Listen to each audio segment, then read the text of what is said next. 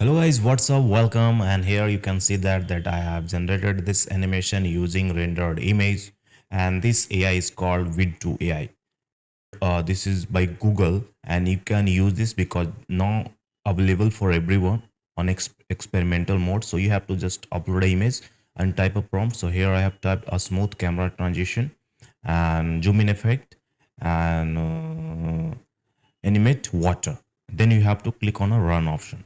Within a couple of minutes it will generated a stunning video. Here you can see that the camera transition is very smooth from right to left, and it's very smooth. All detailing are perfect, no any detailed that is loosed. Here you can see that camera transition is very nice, and animation of water is also looking perfect.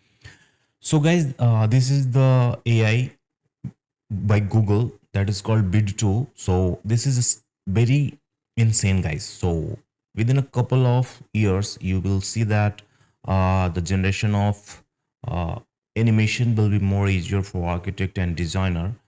You don't have to burn up your CPU and GPU. So what's your thing, guys? What's your opinion, guys? Please comment in a comment section. Thanks for watching, guys. Please share, subscribe, and like. See you next tutorial. Thank you.